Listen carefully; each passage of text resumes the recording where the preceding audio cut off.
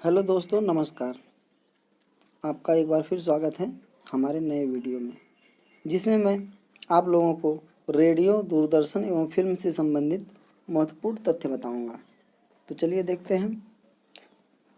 Radio, Doordarshan एवं film, इनके बारे में है। पहला देखते हैं, प्रख्यात संस्कृत केंद्र भारत भवन कहाँ स्थित है? प्रख्यात संस्कृत केंद्र भारत भवन कहाँ स्थित है? तो ये भोपाल में स्थित है। संगीत नाटक अकादमी कहाँ स्थित है? दूसरा है, संगीत नाटक अकादमी कहाँ स्थित है? तो ये नई दिल्ली में स्थित है। तीसरा, संगीत नाटक अकादमी की स्थापना कब हुई? संगीत नाटक अकादमी की स्थापना कब हुई?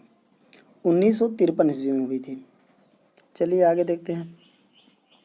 चौथा क्वेश्चन, भारतीय नाट्य संस्थान कहाँ स्थित है? भारतीय नाट्य संस्थान कहाँ स्थित है? तो ये नई दिल्ली में स्थित है। पांचवा देखिए, भारत महोत्सव का सर्वप्रथम आयोजन कहाँ किया गया?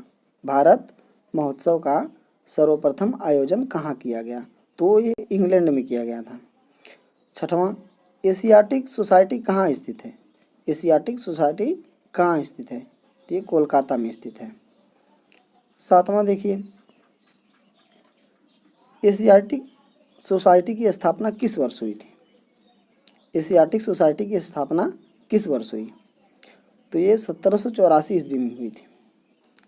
आठवां, राष्ट्रीय संग्रहालय कहाँ स्थित है?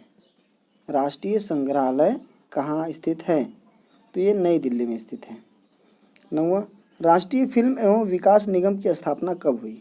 राष्ट्रीय फिल्म एवं विकास निगम की स्थापना कब हुई? 1980 ईस्वी में हुई थी। अब एक लाइन में समझिए। चलिए एक लाइन में समझते हैं।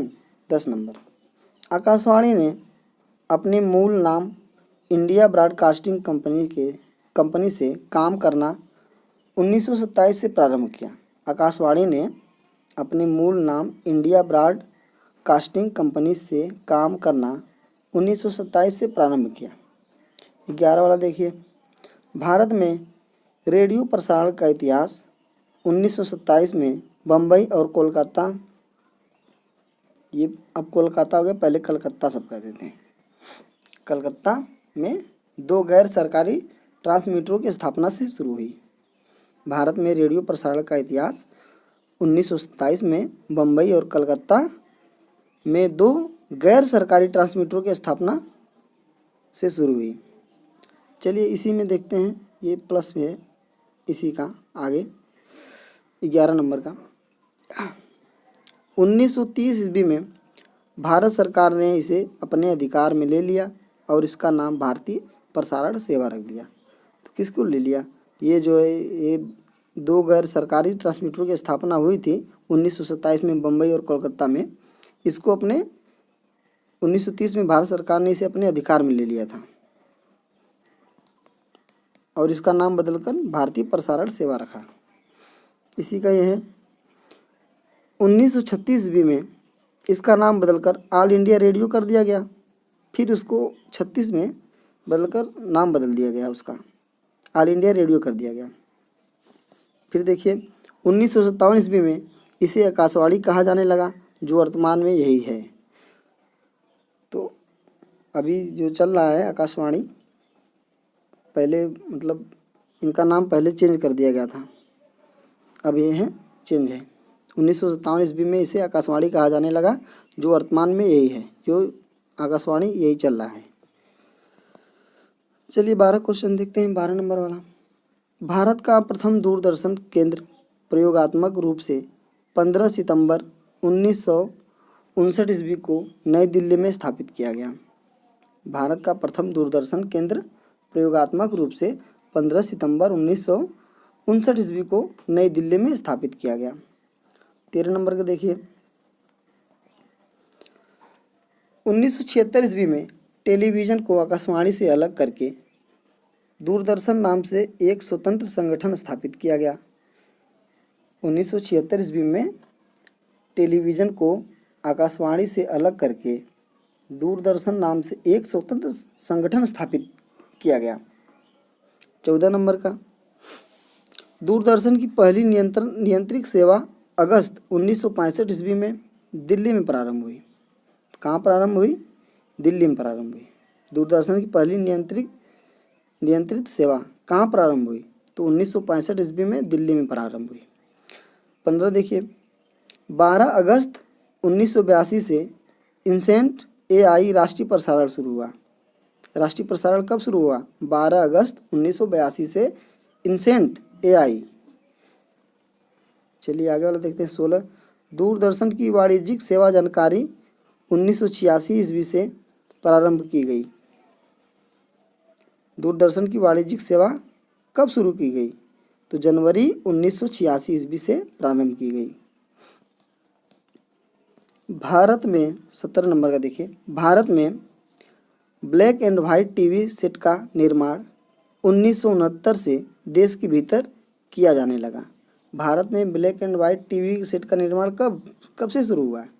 1969 से देश में शुरू हुआ। 18 नंबर, 1913 ईस्वी में राजा हरिश्चंद्र नामक मूक फिल्म बनाई गई। 1913 ईस्वी में राजा हरिश्चंद्र नामक मूक फिल्म बनाई गई। मूक फिल्म मतलब ये है कि फिल्म चलती थी, मतलब आवाज़ नहीं आती थी उसकी, गूंगी फिल्म ये होता है। चलिए 19 नंबर देखते हैं। 1931 ईस्वी में आलम आरा फिल्म के निर्माण के साथ मूक फिल्मों का युग समाप्त होता है तथा बोलती फिल्म का युग प्रारंभ हुआ।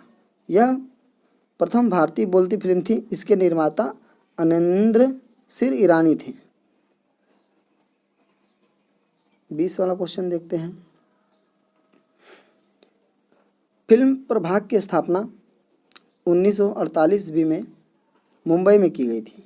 फिल्म प्रभाग की स्थापना कब की गई? 1948 ईस्वी। कहाँ की गई? मुंबई में।